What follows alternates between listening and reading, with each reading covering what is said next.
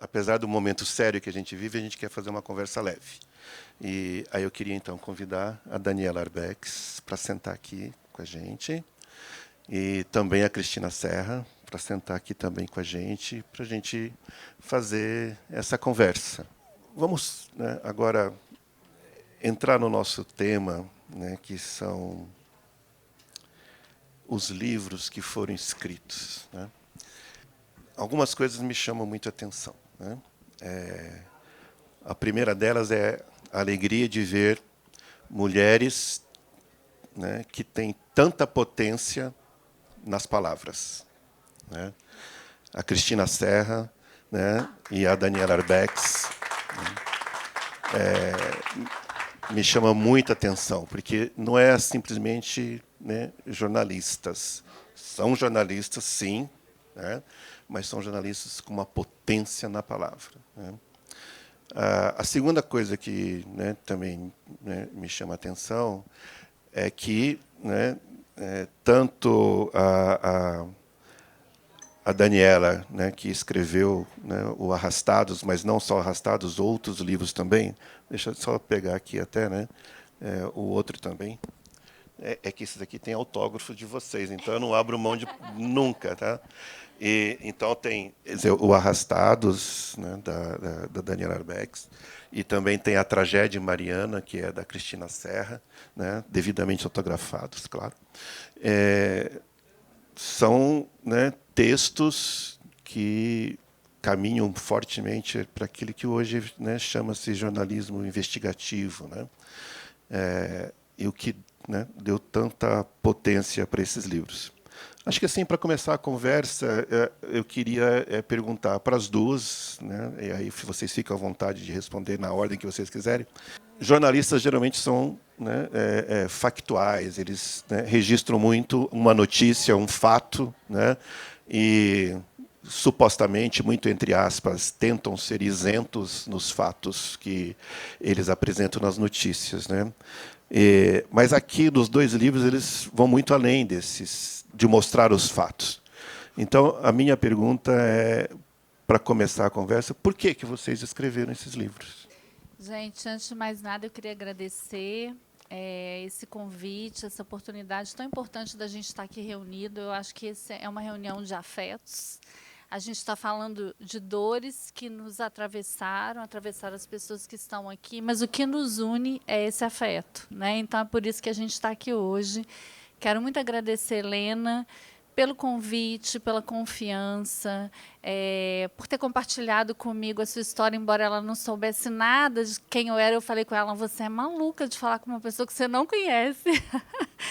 E Wagner, agradecer a presença ilustre aqui da Cristina, que é uma super jornalista, uma mulher incrível. Agradecer Paulo e Fátima, que se tornaram pessoas muito especiais na minha vida, que são os pais do Rafael, que morreu na Boate Kiss. Então, eu estou muito feliz e emocionada de estar aqui, porque eu estou rodeada de pessoas muito queridas e a gente está aqui para dizer que nós não vamos esquecer desses amores, dos seus amores que se tornaram também os nossos amores. Bom, por que eu escrevi Arrastados? Eu trabalhei em jornal diário durante 23 anos, então trabalhei no Hard News e sempre fui muito apaixonada pelo jornalismo, pelo que eu fiz. Sempre uma contadora de histórias, né, de dramas da vida real. Mas nos últimos 10 anos eu venho me dedicando à literatura. E a literatura foi me mostrando a necessidade da gente construir a memória coletiva do Brasil. Porque esquecer é negar a história. E a gente não pode permitir que isso seja esquecido, que essas dores, que essas vivências sejam esquecidas.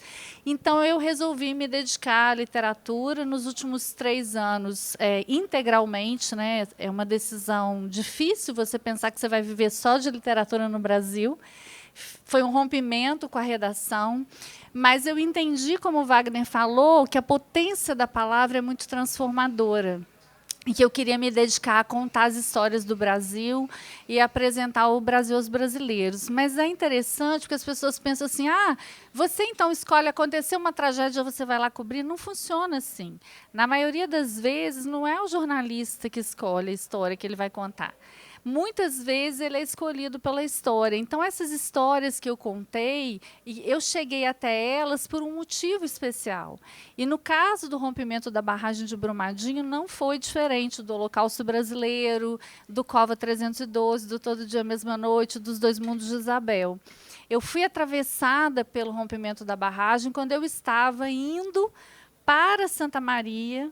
Eu estava dentro do ônibus no dia 25 de janeiro de 2019, que me levaria a Santa Maria, porque eu tinha combinado com os pais que tinham perdido os filhos na Boate Kiss que eu passaria com eles os 6 anos do que aconteceu da tragédia. E aí, dentro desse ônibus, eu tinha descido em Porto Alegre, eu vi num site de notícia a notícia do rompimento da barragem de Brumadinho. A primeira coisa que eu pensei, eu não acredito de novo. Né, Mariana, 2015, não é possível, 3 anos depois. E ninguém tinha dimensão do que realmente tinha acontecido. E eu fiquei muito impactada, porque eu estava longe de Minas Gerais, dividida ali. Mas o que me atravessou foi quando eu recebo um pedido de ajuda de uma família e de amigas de uma engenheira da Vale chamada Isabela Barroso Câmara Pinto. E elas me pediam ajuda nas redes sociais, no direct, para achar a Isabela, que naquele momento já estava sendo considerada desaparecida. E eu completamente impotente, né? Angustiada, porque não tinha nada que eu pudesse fazer por ela. E quando eles me mandaram a foto da Isabela, aí eu falei, meu Deus, quem é essa moça? Uma moça jovem, vestida de noiva, e linda, uma moça linda. Eu falei, meu Deus, quem é essa pessoa? Eu precisava entender quem era essa pessoa. E eu prometi para mim mesma que se um dia eu contasse essa história, a primeira família que eu ia procurar ia ser a família da Isabela. E foi isso que eu fiz, e aí a família da Isabela me trouxe a família da Helena, que me trouxe a família e tantas outras famílias, para que a gente pudesse contar. Eu acho que o rompimento da barragem de Brumadinho, para além do desastre ambiental, é o maior desastre humanitário do Brasil. Né? Então, o maior desastre crime. E eu queria contar sobre essa ótica, sobre a ótica das pessoas que estavam lá, sobre a ótica de quem ficou. E, por isso, Arrastados nasceu dessa forma. Gente, boa noite, todas e todos. Eu sou, vocês me desculpem, eu sou muito emotiva. Tá difícil. Hoje já foi um dia emotivo, já vou explicar por quê.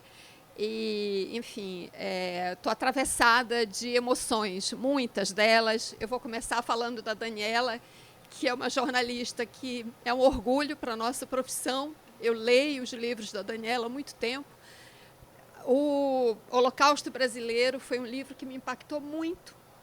Então, admiro o seu trabalho há muito tempo. Mais alto, tá? Oi. Tá. Tá melhor. Eu acho que eu não liguei esse. É emoção, gente. Então, em primeiro lugar, é imenso estar aqui com você.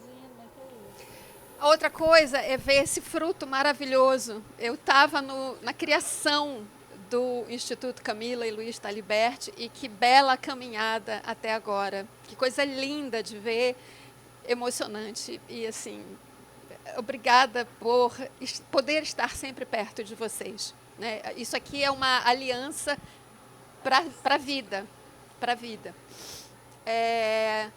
Bom, gente, por que eu disse que o dia foi muito emocionante? Porque isso vai responder de uma certa forma, não, vai responder o que você nos perguntou. Hoje de manhã eu acordei, abri o WhatsApp e a primeira notícia que entrou foi a notícia de que o Tribunal de Apelação do Reino Unido aceitou que o Reino Unido a Justiça do Reino Unido tem jurisdição para receber o processo de 200 mil vítimas do caso de Mariana no Reino Unido, porque a BHP, uma das donas da Samarco, é anglo-australiana, tem uma sede na Austrália e tem uma sede no Reino Unido. Então, os advogados que entraram com essa ação é um escritório britânico, mas com advogados brasileiros, um deles mineiro, inclusive, pessoalmente envolvido com esse assunto. E eles tiveram uma primeira derrota, né, na primeira instância, apelaram e tiveram essa vitória imensa, porque agora o tribunal vai se debruçar sobre o mérito da questão. Mas ter considerado que o país onde tem a sede da multinacional pode julgar o que essa multinacional faz em países distantes, abre um precedente muito importante para todas essas grandes corporações que têm atividades econômicas e que provocam danos, né, em outros países, e que muitas vezes fica por isso mesmo, porque o país onde o problema aconteceu, onde o crime aconteceu, tem um sistema de justiça débil, para dizer o mínimo, que não responde a essas questões. Agora, é claro que isso me toca pessoalmente, porque eu me envolvi muito com essa história, escrevi o livro, mas tem um detalhe que, para mim, faz uma diferença gigante. O meu livro faz parte do processo. Esse escritório traduziu o livro. Eles traduziram o livro para o inglês e o livro foi usado na instrução do processo. Então, sabe, a minha sementinha ali, somos todos sementes. É isso. E por isso nós estamos aqui, né? Agora, o livro, por que eu escrevi exatamente? É como a Daniela falou, exatamente, a história nos escolhe. Porque eu, como jornalista, eu já tinha participado de coberturas de imensas tragédias, né? Aquela tragédia na região serrana, coisa horrível. Tinha ido no Haiti, no terremoto. E por que eu não escrevi livros sobre isso, mas escrevi sobre Mariana? Porque a história escolhe a gente. Quando eu cheguei lá para cobrir pela TV, eu nem sabia que existia um negócio chamado barragem de mineração, que acumula rejeitos para o resto da vida. Quer dizer, é um passivo ambiental que fica ali, que fica para o resto da vida, né? É a sociedade que arque com as consequências disso. Então, eu nem sabia que existia. Eu vi pela TV, cheguei lá alguns dias depois, já tinha visto na TV, mas é uma coisa tão imensa, tão gigante aquilo ali, né? O tamanho, aquela cratera, a quantidade de lama, os povoados devastados. Eu falei, gente, que coisa... assim, o que é isso que eu estou vendo, né? Não estava preparada para aquilo mesmo já tendo visto tanta tragédia. E aí vem o drama humano, e você conhece as pessoas, e aquela lama que não para, que não para de... Ela está no rio e vai viajando, né? A lama viajou 21 dias, e a gente acompanhando aquilo todo dia, e chega no oceano, aquela mancha imensa.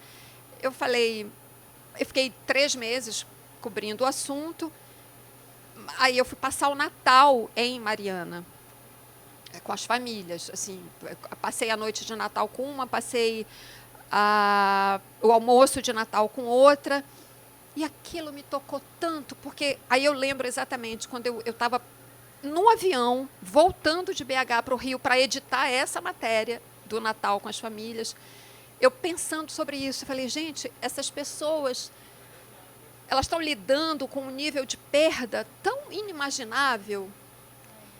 E, apesar disso, elas estão aqui, vivas, em torno de uma mesa, no seu almoço de Natal, me recebendo a equipe que estava comigo, com uma força, conseguindo olhar para o futuro.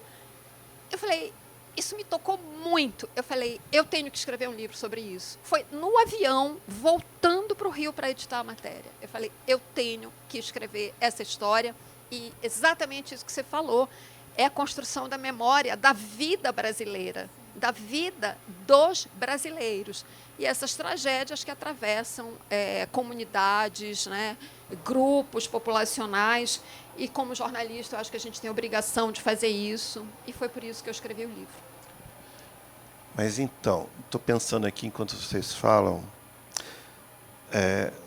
se eu não me engano, o livro de vocês, tanto o seu livro, Cristina, quanto o livro da Daniela, eles vieram ao público 3 anos depois de cada tragédia. Se eu não me engano, o seu em 2018 e o seu em 2022. Né? 3 anos depois.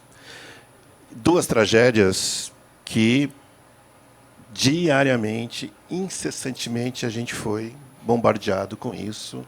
A imprensa falou, depoimentos aconteceram, filmes surgiram, enfim, a justiça tentando atuar nesse caso e tal. Então, um bombardeio de informações, né, surgiram.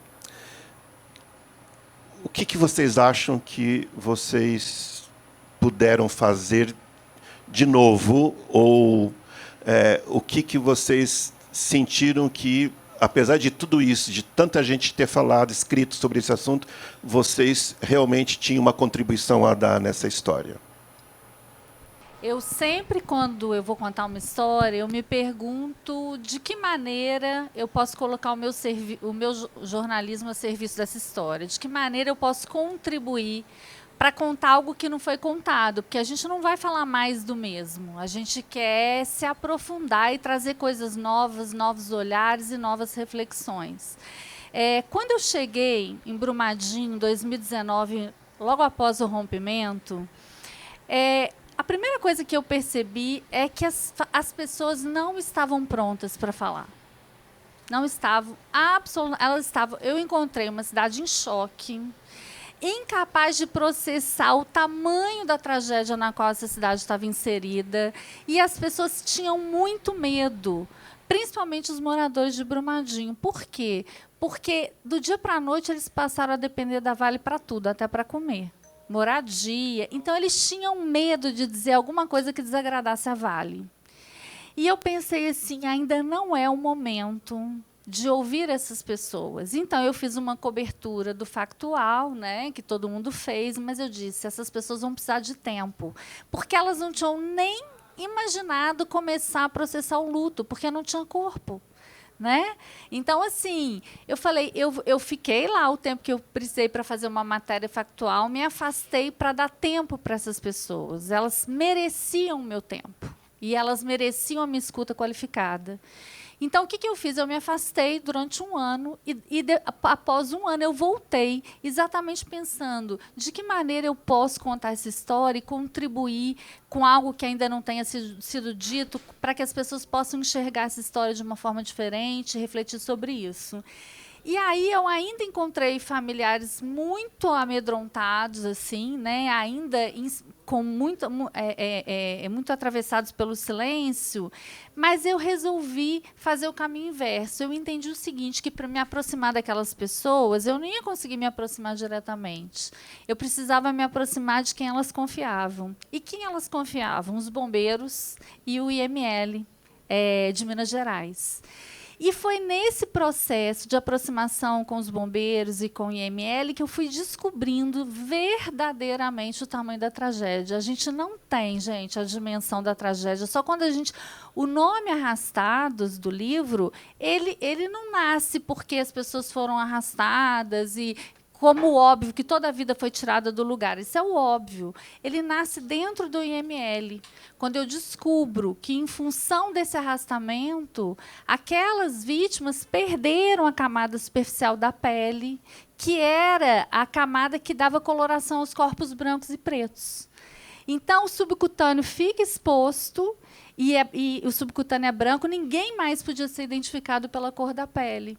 E eu achei que isso tinha um simbolismo, assim, as pessoas ficaram iguais na morte, né, numa sociedade com tanto racismo estrutural e tanto preconceito, e aquilo me atravessou de uma tal forma que eu falei, esse livro vai chamar Arrastados por conta disso, do que aconteceu, do tamanho dessa violência. Então, a gente pôde entender a dimensão da tragédia e mostrar para o leitor a dimensão da tragédia a partir do trabalho do IML. Eu fiquei 1 ano dentro do IML de Belo Horizonte, 1 ano, para poder entender no que aquelas pessoas foram transformadas, entender a complexidade do trabalho de identificação dessas vítimas, porque se você não tem, se você não identifica, você não pode começar o processo de luto. Então, o esforço incrível que aqueles legistas tiveram para que aquelas pessoas alcançassem um mínimo de dignidade após a morte, a gente pôde mostrar isso. E a gente pôde mostrar também uma coisa que eu não consegui entender como cidadã, né? O que movimenta, o que move esses bombeiros a estarem participando da maior operação de resgate do Brasil 2 anos depois e com o mesmo afinco do que quando começaram procurando pessoas. E eu falei, poxa, bombeiro salva vida. e eles estão aqui resgatando corpos, né? E aí eu descobri o seguinte, é uma coisa que eu falo muito, que tão importante quanto salvar a vida é salvar a memória. E os bombeiros estavam fazendo isso. Então, eu acho que a gente pôde colocar luz sobre algo que a gente só tinha visto na televisão, que a gente imaginava como era, mas a gente não tinha um entendimento. E uma coisa muito importante também, a gente pôde ajudar a mostrar que a Vale sabia e que ela fez uma opção consciente quando ela podia ter escolhido entre parar a mina e salvar as pessoas, ela escolheu o produto, ela escolheu o negócio, ela escolheu deliberadamente matar aquelas pessoas. E isso precisa ser dito. Seja a Vale, seja a BHP, seja quem for, Samarco, isso precisa ser dito, porque a gente precisa que essas empresas sejam responsabilizadas. A Cristina estava falando da emoção dela, do livro tão importante que ela escreveu ser anexado ao processo, né? No caso do Todo Dia, Mesma Noite, o Ministério Público anexou o livro ao processo como documento, isso é que é importante, né? A gente produziu um documento, e mais importante, na leitura da sentença, quando os réus foram condenados, o juiz cita o livro 3 vezes na leitura da sentença, e depois que eu tive acesso às 45 páginas da sentença, ele cita 9 vezes. Foi uma referência. Então, é isso que a gente quer. A gente quer apresentar esse Brasil e colocar fim a essa cultura de impunidade. Eu falo sempre que a construção da memória coletiva do Brasil, ela é um caminho para a busca da justiça. Eu não tenho dúvida que é o caminho para a busca da justiça. E eu espero que, assim, da mesma forma que o Todo Dia, Mesma Noite foi importante para o processo da Kiss, que o livro da Cristina foi importante para essa denúncia que acaba de ser aceita, que Arrastados também seja importante para instrumentalizar a justiça na responsabilização desses réus, porque eles vão ser responsabilizados. Eu acho tão importante a gente falar sobre isso, né? Porque é isso que é o jornalismo, né? É para isso que a gente é jornalista, né? E ver os livros sendo usados como documentos, né, é exatamente isso que a gente espera com o nosso trabalho. E contribuiu ainda mais assim, com a dose de emoção do dia, porque quando a gente pensa no jornalismo hoje em dia, né, pensa numa profissão mais atacada hoje em dia nesse país, né? Então, sem que a gente tivesse pensado ou planejado isso, é uma resposta, né? A gente responde a esses ataques com o nosso trabalho. Com jornalismo de qualidade, né? É isso. Mas sobre a tua pergunta, várias coisas. Eu sempre digo que jornalismo é muito mais fazer perguntas do que trazer as respostas. Qualquer caso, qualquer assunto, por melhor que seja o livro que alguém escreva sobre esse assunto, sempre haverá perguntas que nós não fomos capazes de responder completamente, né? Se daqui a 20 anos, de repente, algum outro jornalista voltar ao caso de Mariana, certamente, eu tenho certeza absoluta, porque o jornalismo é isso. Você está cavando informação o tempo todo, buscando informação, buscando aprofundar mais informação o tempo todo. Daqui a 20 anos, se alguém se debruçar sobre o caso de Mariana, vai encontrar coisas, respostas, abordagens que no meu livro não tem, né? Seria pretensão demais achar que eu esgotei o assunto num livro, porque o jornalismo, para mim, é isso, é fazer perguntas. A gente consegue trazer muitas respostas, mas nem todas, né? Por N motivos. Agora, tem uma outra coisa que, nesse livro, especificamente, no Tragédia de Mariana, me acompanhou o tempo todo, o tempo inteiro. Porque o livro tem várias abordagens, tem a investigação, né, que a gente tem que explicar. Como é que uma barragem rompe? Ela não rompe do dia para a noite. Ela tem uma história que você tem que contar, é obrigatório que você explique. E aí eu fui, no caso da barragem da Samarco, eu fui lá no processo de licenciamento dela, que é um horror, como foi aquele licenciamento, né, o trifásico daquele complexo ali no Córrego do Feijão, que explica muita coisa, né? Não explica tudo, explica parte da irresponsabilidade do setor público, que não podia permitir aquilo ali, né? E tem a responsabilidade da empresa privada. Enfim, fui lá, como eu digo, na certidão de nascimento da barragem de Fundão, que era o projeto executivo. Aí que deveria estar no processo de licenciamento. Por isso é tão importante a gente falar de processo de licenciamento, até porque tem no Congresso, a boiada que querem passar no Congresso, um dos aspectos da boiada é um projeto de licenciamento que, assim, se as regras atuais de licenciamento ainda têm muita lacuna, o projeto que vem por aí, se conseguirem aprovar, se der tempo, né, tomara que não, e aí muda o governo e a coisa estanca lá no Congresso, espera-se, né, parar essa insanidade, mas se passar esse projeto de licenciamento que está tramitando no Congresso, aí é uma coisa assim, é um vale tudo, é tudo que as empresas querem, porque praticamente acaba com o licenciamento, né? Então, no livro, eu fui lá atrás ver como é que foi o processo de licenciamento. Primeira coisa que você procura, cadê o projeto executivo da barragem? Não constava do processo de licenciamento o projeto executivo da barragem. Aquela barragem foi licenciada sem você ter sem um projeto. O projeto existia, o projetista, obviamente, fez o projeto. Ele não foi analisado pelo órgão licenciador. Entendeu? Por quê? Porque só deu um carimbo. E vamos que vamos. E faz aí o que você quiser. Né? Então, o livro tem... A própria tem... renovação dos alvarás, né? Assim, que papel aceita tudo, Sim, né? Tudo. É inacreditável que isso é automático, que sem uma checagem em loco, né? Então... Sem a checagem em loco. É carimbar, né? É carimbar e vamos que vamos. Então, o livro tem, sim, esse aspecto. A gente tem que contar essas coisas no livro, nesses livros, obviamente, mas nós estamos falando de tragédias humanas.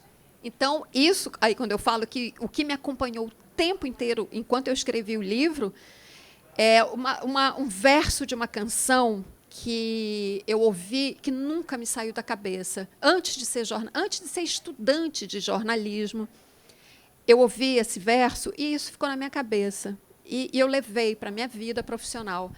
Eu não lembro agora o nome dos autores, eu sei que eu ouvi pela primeira vez, o Chico Buarque gravou essa canção num disco em que ele só canta canções que não são dele. E essa canção, que eu também não lembro o nome e nem dos autores, só lembro do Chico, tem um verso, lá pelas tantas, diz o seguinte: a dor da gente não sai no jornal. É uma aula de jornalismo numa letra de um samba. A dor da gente não sai no jornal. Então, quando eu fui escrever o livro, eu sabia, primeiro, que o jornalismo, com todo o cuidado que você faça, com toda a dedicação e profundidade, jamais ele expressará aquela dor que só a pessoa que está sentindo sabe o que é. E aí, quando eu fui fazer o livro, tive essa preocupação maior ainda. E cada uma das histórias das pessoas, né, que eu contei, os 19, eu conto, se eu não me engano, 12 histórias em detalhes, porque os demais, as famílias não quiseram falar, pelo mesmo problema que você enfrentou. Eu fui procurar as famílias 1 ano e meio, 2 anos depois, e muitas ainda tinham dificuldades.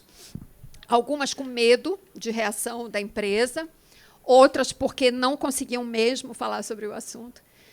E, claro, você tem que respeitar esse silêncio. Mas as histórias que, então, as famílias me contaram e tudo mais, eu escrevi cada uma daquelas histórias o tempo todo pensando nessa canção, nesse verso. Então, eu pensava, neste livro, eu tenho que trazer esta dimensão da tragédia humana. Claro, eu não tenho a pretensão de dizer que eu consegui isso, mas até pelo retorno de muitas pessoas, eu fui lançar o livro em Mariana, foi uma noite super emocionante. Muitas das pessoas estavam ali, as que contaram, as que sobreviveram e que contaram suas histórias de sobrevivência, naquele turbilhão avassalador, e os que falaram dos seus parentes.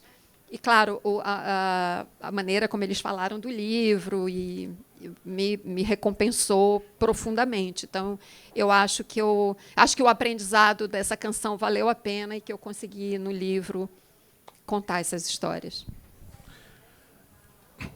Se alguém quiser fazer pergunta, é só levantar a mão, tá?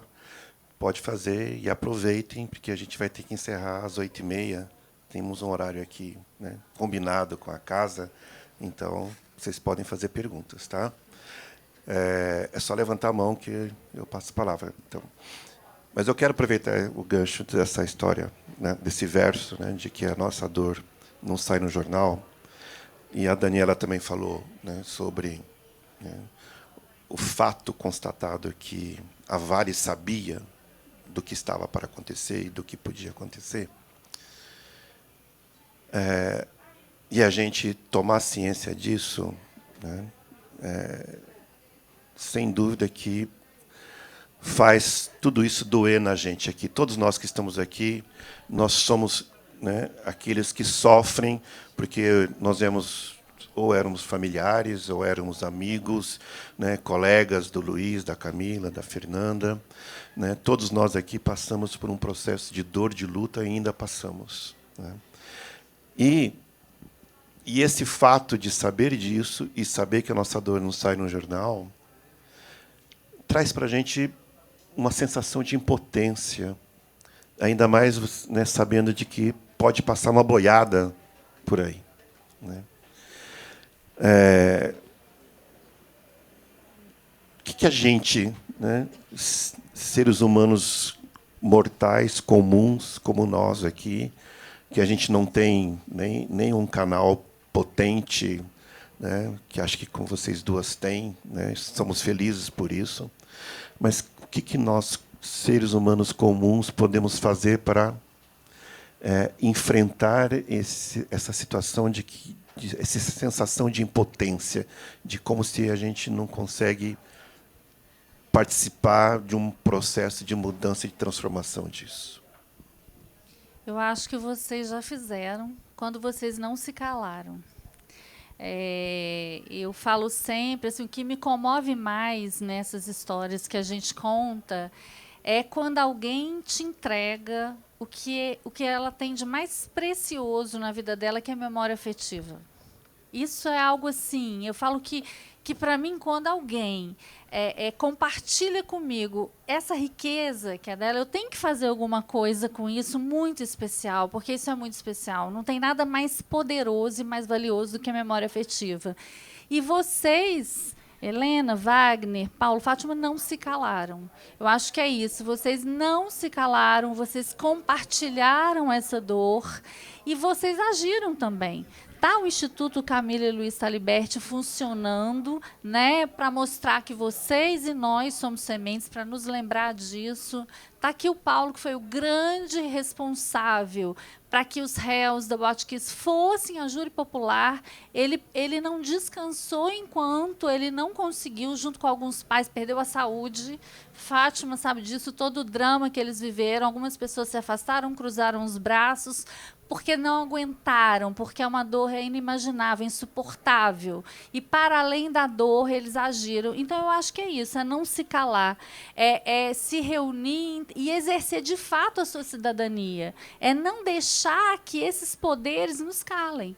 Então, eu acho que a gente tem os recursos, a gente tem os veículos, né, seja a nossa escrita, seja a nossa profissão, mas se vocês não contassem as histórias, a gente não poderia fazer com que essas histórias fossem conhecidas. Né? Então, eu me lembro quando eu cheguei no julgamento em Porto Alegre, e o juiz que ia julgar o caso da Kiss me chamou na sala dele e disse assim para mim: eu queria te conhecer, Daniela, porque eu li muita coisa sobre incêndio em boate, mas eu só entendi o que aconteceu depois que eu li teu livro. Ou quando uma das mães da Boate Kiss me escreve e diz: receber teu livro foi como receber minha filha de volta. Ou quando a Helena me escreve agradecendo, dizendo: nós temos as nossas dores e você carrega de todos nós. Imagina, que mulher incrível. Eu me senti tão pequenininha, né, de achar que ela ainda me vê dessa forma. Ela é tão grande que consegue enxergar a gente grande também, a gente é tão pequenininho. Então, eu acho que é isso. Nós estamos aqui. Se nós estamos aqui, é porque a gente quer fazer diferente. Eu acho exatamente isso também. Claro, o nosso trabalho para ajudar vocês, né, e todas as pessoas vítimas de crimes desse tipo, é escrever, reportar, né, ir atrás, investigar. Esse é o nosso trabalho. Mas a gente não consegue fazer isso sem a confiança das pessoas, né? Claro que é difícil, a gente sabe que essas questões são, enfim, são atravessadas por milhões de dúvidas, né, de situações, né? Eu vi isso muito, muito de perto no caso de Mariana, né? Das pessoas, porque ora é medo, ora é dor demais, né? Não consegue falar. Nessa noite que eu fui lançar o livro lá, que os parentes estavam lá, veio uma das mulheres, uma das viúvas que eu tinha procurado. Procurei insistentemente ela, e ela, nada. Não queria, não podia, enfim. E aí, nessa noite, ela estava lá. E eu fiquei até surpresa, né? Eu falei, bom... E terminou o lançamento e tal, ela veio falar comigo. E ela disse assim, Cristina, obrigada pelo livro, mas eu não consigo ainda falar. Então, você tem que entender, né, todas as situações. Mas essas tragédias todas que a gente está falando aqui, todas elas têm responsáveis. Para que essas pessoas sejam devidamente punidas, né, e para que, por exemplo, se aperfeiçoe a legislação, que no caso das tragédias de mineração, elas tiveram consequências, né? Houve mudança na legislação. Mudança, no caso de Mariana, a Assembleia Legislativa fez uma mudança muito ruim, logo em seguida ao desastre, muito ruim, mas depois de Brumadinho... A Lei Mar de Minas, né? A Assembleia Legislativa, né? Foi incrível, porque depois de Mariana era para você apertar os controles, não. Mas aí veio Brumadinho e aí sim a Assembleia de Minas se mexeu na direção correta. Então, assim, essas tragédias, elas têm que ter uma consequência, não só no sentido da punição dos responsáveis, mas elas têm que mudar para frente, né? Então, a legislação tem que ser mais rigorosa. Gente, no caso de Mariana... Eu fiquei pasma quando, no processo de apuração, eu descobri isso. Na época de Mariana, não era obrigatório ter sirene. As empresas mineradoras não eram obrigadas a ter sirene. A lei não te obriga a fazer aquilo, mas é uma questão de simples bom senso. Você tem um complexo enorme lidando com uma estrutura de risco, porque toda barragem, por melhor que tenha sido construída, com as melhores técnicas, com os melhores materiais, é uma estrutura de risco. Pelo tamanho, pelo que ela armazena, pela quantidade, né, pelo material que tem água. Então, como que você não bota uma sirene? Não bota. E você não vai ser nem multado por aquilo ali, porque não está na lei. Você está falando de sirene, eu me lembrei que Brumadinho tinha sirene, mas ela não estava operacional. Não é que ela não foi acionada, ela simplesmente... É como a Polícia Federal me explicou assim, é como você ter uma televisão e querer que ela funcione fora da tomada. Ela não estava operacional. Então, ou seja, ela estava ali de fachada, né? Inacreditável. Para constar. É isso. Então, resumindo, a gente precisa continuar fazendo o nosso trabalho para que isso tenha uma consequência, um desdobramento, para que a legislação melhore e possa prevenir, né, outras coisas desse tipo acontecerem. Mas, para isso, a gente precisa, novamente, eu vou puxar aqui a brasa para a nossa sardinha, a sociedade precisa confiar no trabalho jornalístico. E isso virou, para mim, um mantra. Onde eu vou, eu falo isso, porque... Eu fui muito próxima da diretoria da Associação Brasileira de Imprensa, até pouco tempo atrás, e participava de muitos debates, e eu via isso. Muita gente não sabe como é o nosso trabalho, não entende, muitas vezes, alguns aspectos do nosso trabalho, de dificuldades também.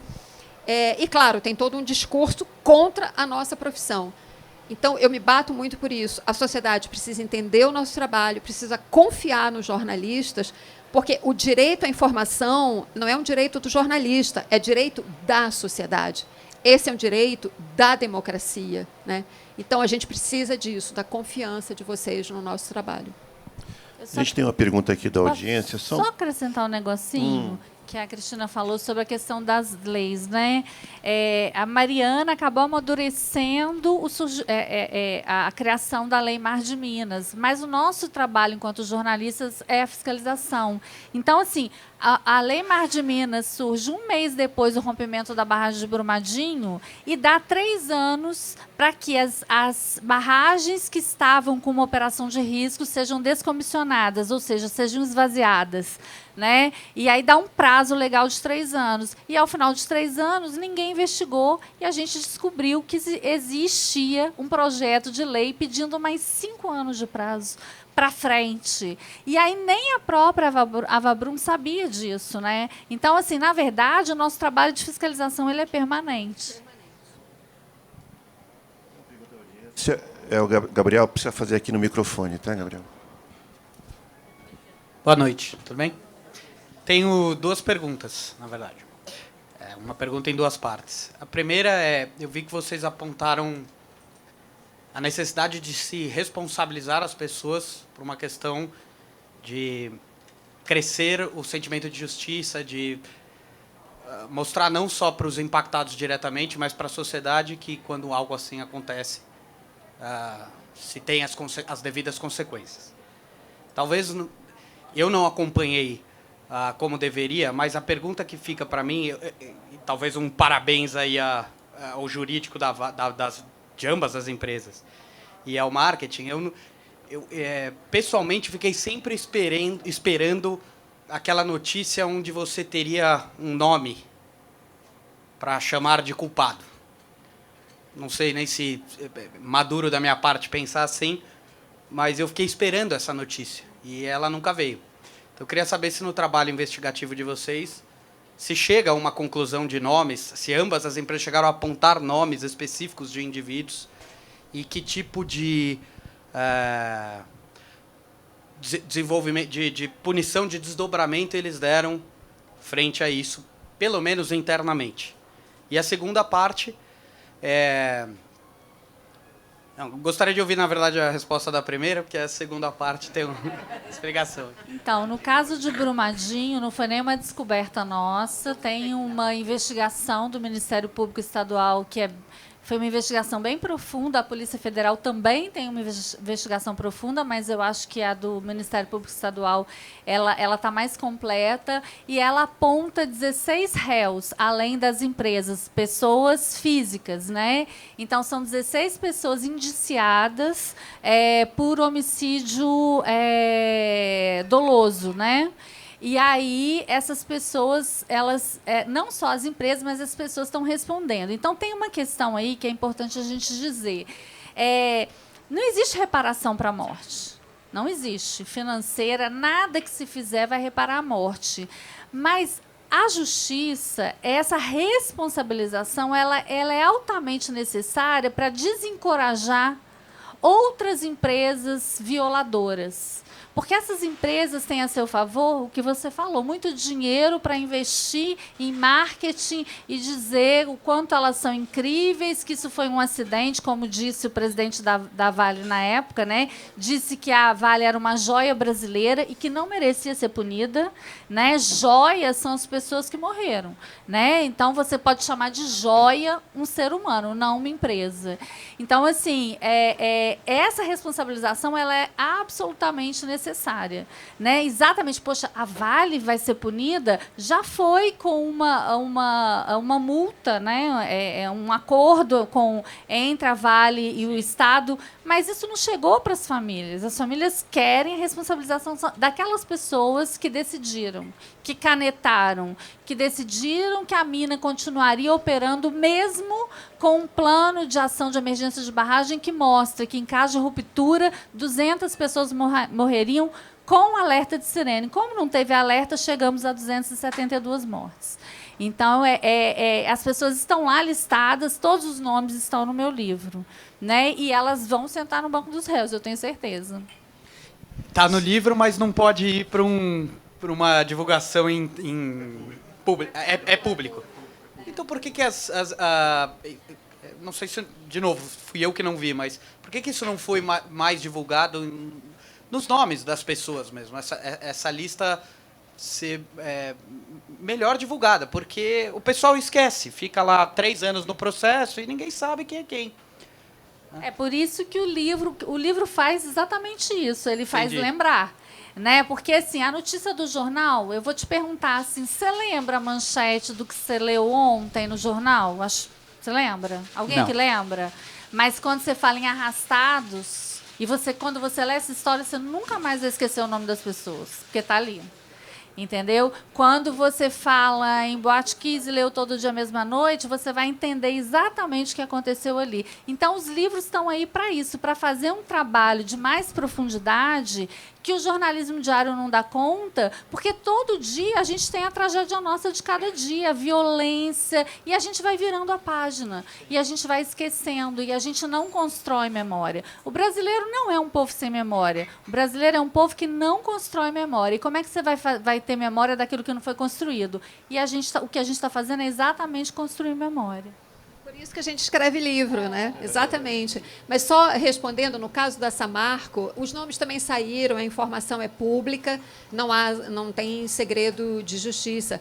Mas o que aconteceu no caso da barragem da Samarco, o processo corre na Justiça Federal muito lentamente, e as empresas e os advogados das pessoas físicas, dos executivos, obviamente, foram recorrendo a instâncias superiores, e o fato é, eles ainda respondem ao processo, mas não mais por homicídio. O Tribunal Regional Federal, que é uma instância superior em Brasília, anulou esta acusação.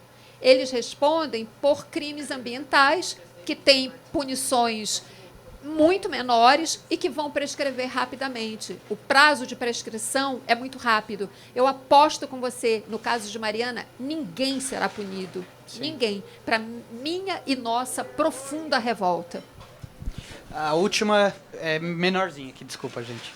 Vocês sofreram algum tipo de dificuldade, impedimento por parte tanto da Samarco quanto da Vale para fazer o trabalho investigativo?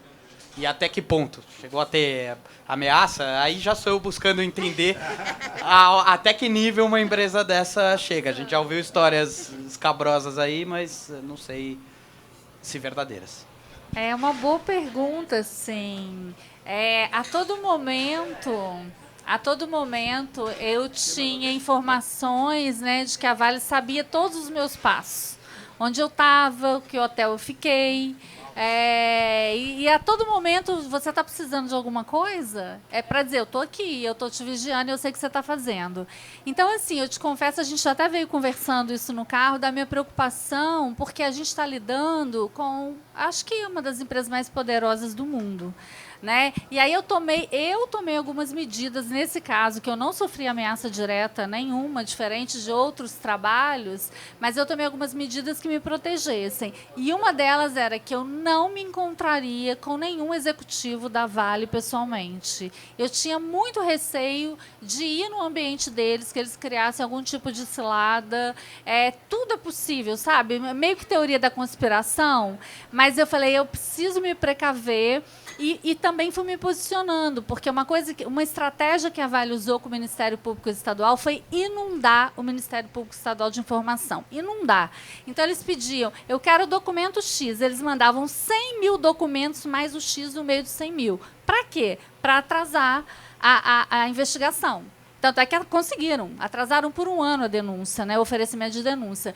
No meu caso, eu sabia que se eu entrasse nesse documento, não sei o que, eles iam me inundar, eu ia morrer afogada, né? E aí, o que eu fiz? Eu fui muito... Olha, eu já tenho todas as informações, vocês têm um site que divulga tudo que vocês vêm fazendo, que vocês chamam de reparação, eu só quero atualizar os números. E aí, meio que quebrou eles, entendeu? Porque eles não podiam me inundar, eles só tinham que atualizar os números, porque o site não é para isso, né? Eu acompanhava tudo que eles colocavam ali. E a minha felicidade é que o silenciamento da Vale, que eu acho que é a maior atestado de culpa desde o lançamento do livro. Desde janeiro de 2022, eu já fui no Fantástico, eu já fui no Bial, eu já fui em todos os veículos de comunicação dizer que a Vale sabia, que a Vale é culpada, que a Vale é responsável. A Vale nunca falou uma linha, nunca publicou nada para dizer, não, isso não é verdade, para se defender. Então, esse silenciamento mostra o quê? O que a gente está falando aqui, que o jornalismo de qualidade e que a verdade importa, né? Porque hoje, nesse mundo de pós-verdade, em que existe um projeto de poder para destruir a credibilidade do jornalismo, não existe mais verdade, né? Assim, existe versões, guerra de versões. Narrativas. Ele disse isso, ele nega que disse isso. Não, a verdade importa. E ela vai importar sempre. E cabe a nós nos aproximar da verdade, porque a gente também não pode ter a pretensão de que a gente vai buscar a verdade absoluta. Ela não existe. Mas nos aproximar, porque essa verdade importa, embora eles queiram dizer a todo momento que a verdade não importa mais e construir suas próprias narrativas. A gente está aqui para dizer, não, essa é a verdade. Você pode ter todo o poder do mundo para construir uma narrativa, imagens, marketing, mas as informações que a gente tem são tão poderosas que elas são irrefutáveis. Eu concordo 100% com o que a Daniela falou, mas só para responder no caso específico de Mariana, não me senti ameaçada em nenhum momento, mas a mesma coisa, a sensação de que eles sabem por onde você está se movimentando. Então, meu único cuidado foi, assim, ter justamente, eu tive todos os cuidados possíveis para que não soubessem por onde eu estava transitando, quem eu estava buscando, o que eu estava fazendo, porque se eles soubessem com quem eu estava falando, eles certamente saberiam o que eu estava buscando, né? Claro que, de alguma forma, isso é impossível, alguma coisa eles sabiam, mas, enfim, no final das contas é isso. O livro foi publicado e, até hoje, eu não tive uma única reclamação por parte de nenhuma das 3 empresas. Então, significa que tudo que está ali é verdade, né? É o maior atestado de que eu fiz o jornalismo correto. Agora, o que eles fizeram, sim, foi uma lei da mordaça, a Vale e a BHP, lei da mordaça com seus funcionários e dirigentes. Eu consegui falar com algumas pessoas, mas, assim, muito poucas. Eu falei até com o diretor-presidente, o Murilo Ferreira, mas as pessoas que estavam mais envolvidas, cujos nomes apareciam na investigação, lei da mordaça. Na Samarco, teve uma coisa muito importante para o livro, muito importante. Ao mesmo tempo em que a direção estava muito bem preparada do ponto de vista jurídico e de marketing para refutar tudo que a gente apurava como jornalista, e mesmo já depois na fase do livro, por outro lado, eu encontrei funcionários dispostos a falar. Alguns em on. Alguns não pediram proteção, o off. Alguns falaram em off. Outros falaram em on, demonstrando extrema dignidade. Sabe por quê? Porque ele se sentia na obrigação de dizer assim, olha, eu não sou parte disso. Então, o que eu sei é isso. Se te ajuda, o que eu sei é isso. Isso foi muito digno, foi muito importante no livro, sabe? Tem esse outro lado. Eu só queria completar uma coisa, só para não dar a impressão de que eu não quis ouvir também os réus, né? Eles foram todos procurados, né? Todos tiveram a oportunidade de falar. E todos os escritórios, porque não era um advogado, cada réu tinha 5, 10, era não sei quantos escritórios, só os mais não sei o que das quantas, foram todos procurados. E um dos advogados me disse assim, Daniela, cuidado, viu? Porque o processo está em andamento. Eu digo, mas o livro não é sobre processo, o livro é sobre pessoas. Gente, nosso tempo estourou. Então, a última pergunta. Bom, então nem é uma pergunta, é só uma... a Daniela já sabe, né? Eu queria estender também para Cristina, que a nossa luta...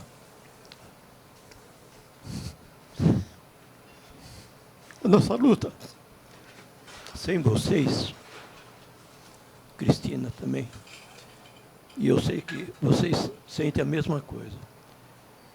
A gente continuaria, mas seria quase impossível sem vocês.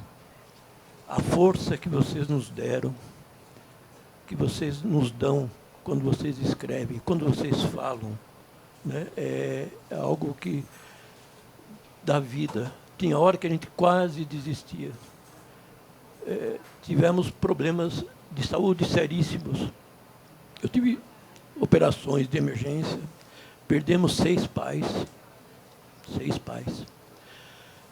E isso acho que é muito importante que vocês saibam. Eu queria mais comunicar. Eu tenho certeza que todos que passaram por isso, que perderam filhos, sabem disso.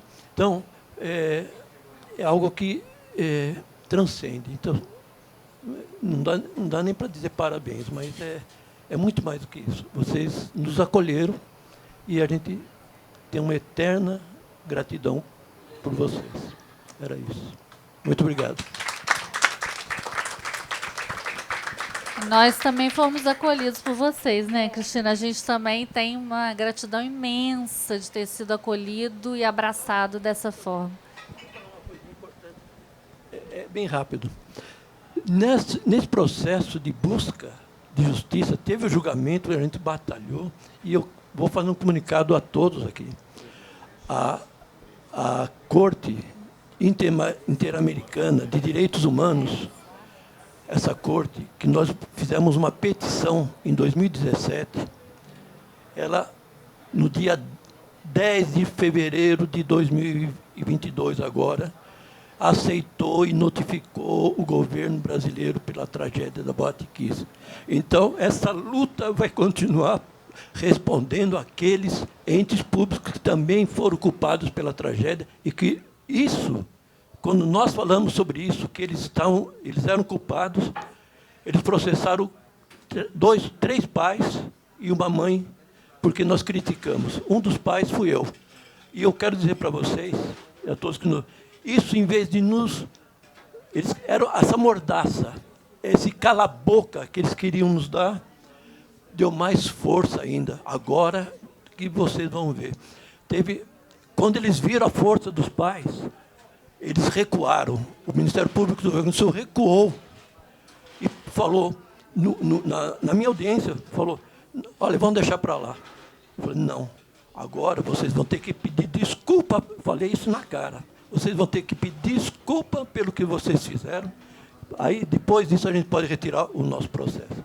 Eu só queria dizer isso. Muito obrigado. Gente, temos que encerrar por causa do horário, mas vale a pena, antes de passar a palavra para as duas fazerem um fechamento, o processo da Boate Kiss levou 10 anos, quase 10 anos, para chegar a um final aonde os responsáveis foram devidamente penalizados. Foram penalizados, foram condenados. 4 responsáveis condenados. 10 anos. O processo de Brumadinho tem 3 anos ainda. Ontem nós tivemos uma reunião com o Ministério Público de Minas Gerais. Eles disseram para nós que eles estão na fase 1 do processo. A fase 1 do processo é citar todos os réus. Daqui a pouco eles vão ter que ou interrogar todos os réus, ouvir todas as testemunhas, para então fechar a peça e enviar para o juiz. E o juiz, então, se acatar, vai para o tribunal de júri. Né? Então, está na fase 1 ainda. Vai demorar? Vai demorar. Vai demorar 10 anos? Talvez menos, talvez mais. A gente não sabe, porque são muitos réus. E, claro, são réus poderosos que vão fazer de tudo para protelar, né, o andamento do processo. Mas nós não vamos nos calar. E repito o que o Tadeu acabou de dizer. Paulo, desculpa. Tadeu é o Paulo. É Paulo Tadeu. O que o Paulo Tadeu acabou de dizer. Vocês duas são palavras potentes, amigas, e sem vocês a gente não caminha também. Precisamos muito de vocês. Muito obrigado pela presença de vocês, e vocês agora podem fazer a palavra final para a gente encerrar. Vou deixar a Daniela encerrar, né? Porque eu acho que fica mais bacana você encerrar. Eu só quero acrescentar uma coisa aqui. A gente sabe que as lutas são muito difíceis, né? Mas a gente vai colhendo resultados. E essa que a gente mencionou hoje aqui, de Londres, ela é muito importante. Esse precedente vai fortalecer outros processos, né? Tem um processo, eu não sei de quem é a iniciativa, mas tem um processo na Alemanha contra a TÜV-SÜD, né? Tem um processo esse mesmo escritório do caso de Mariana em Londres entrou e eles estão atuando também em Brumadinho, mas eles estão atuando num outro na Holanda contra a Braskem, que é um caso pouquíssimo falado aqui na mídia, né? De Maceió, que acabou com o bairro inteiro em Maceió, né? Afundou, foi todo mundo para o buraco. Enfim, então tem vários processos acontecendo. No caso, vocês buscaram, né, um organismo internacional. Então, se a gente não consegue respostas aqui no Brasil, a gente vai buscar essas respostas onde elas estiverem, onde a gente puder trazer essas respostas, né? E uma última palavra sobre a questão do poder da indústria da mineração. Todos nós sabemos disso. É só um alerta, gente. O que tem de boiada para passar com relação à legislação de mineração? Há pouco tinha no Congresso um grupo de trabalho criado pelo Arthur Lira. Desculpe eu me alongar, mas isso é importante, porque vocês precisam ficar atentos a isso. O que o Arthur Lira faz para a boiada passar rápido? Ele corta a tramitação de projetos pelas comissões, porque elas têm um rito especial, que às vezes demora. Ele cria grupo de trabalho, porque o rito é muito mais rápido e objetivo. Ele criou um grupo de trabalho para mudar o Código de Mineração brasileiro. O atual código é da década de 60. De fato, precisa ser atualizado, mas não isso que querem fazer. Aí, a presidente do grupo, escrevi 2 colunas na Folha sobre esse assunto. Ela é de Minas, ela tem conexões com a indústria da mineração, o marido dela é sócio de empresa de mineração. E aí eu escrevi sobre isso. Falei, não pode a raposa tomar conta do galinheiro. Bom, não sei se foi em consequência disso, mas agora, há pouco tempo, o Lira desfez o grupo que era presidido pela Grace Elias, criou um outro grupo de trabalho, também para mudar o Código de Mineração. Ela continua no grupo, mas ela não é mais a presidente. Então, tirou o holofote de cima dela. Tá? Mas a boiada está pronta para passar, porque o projeto vai ser o mesmo que ela estava encaminhando. Então, gente, esses desastres, essas tragédias das quais a gente está falando aqui, começam num gabinete em Brasília, ou, às vezes, num gabinete nos estados, nas assembleias legislativas. É muita coisa, a gente não consegue botar o olho em tudo, mas naquilo que a gente bota, esse é o nosso trabalho também, é denunciar. E a sociedade tem que pressionar. Então, olho nesses projetos para botar a boca no mundo, para evitar que isso prossiga. Mas é o que eu digo sempre, como agora já está chegando no fim, né? Não vai dar tempo, eu creio, disso tudo passar, mas não custa a gente ficar de olho e tocar o alarme, tocar a sirene, para que isso não aconteça mais. É importante a gente pensar o seguinte, também do nosso papel para esse exercício de cidadania, né? Você vê a Serra do Curral, né, em Belo Horizonte, que houve toda uma discussão, porque já estava aprovado licenciamento para exploração de mineração na Serra do Curral. Gente, logo depois de Mariana, Brumadinho, com a aprovação do governador de Minas Gerais, que viveu pessoalmente todo o drama de Brumadinho. E aí a gente... já está acabando, já estou parar de falar. E aí houve toda uma mobilização, inclusive nas redes sociais, e isso deu uma recuada. Então, isso é muito importante. Eu só quero responder uma coisa aqui, dizer... quando eu conversei com o Bial, ele me disse assim, você tem esperança? Foi a última coisa que ele me perguntou. E eu vou dizer para vocês o que eu respondi para ele. É óbvio que eu tenho esperança. Eu não ia sair da minha casa durante 2 anos, em plena pandemia, estando vivendo a dor da perda, o luto com a perda do meu irmão, que morreu de coronavírus em março de 2021, aos 49 anos, se eu não acreditasse que o que eu faço pode mudar esse país. Então, eu tenho muita esperança, apesar de tudo. Muito bom, muito bom. Eu quero agradecer muito, muito, muito ao pessoal aqui da Casa do Meio do Céu, esse espaço maravilhoso. Quero agradecer a paciência de nos tolerar ainda atrasados um pouco no nosso compromisso. Agradecer a presença de todos vocês e, claro, como não, agradecer a Daniela e a Cristina Serra pela presença e a disponibilidade de conversar com a gente.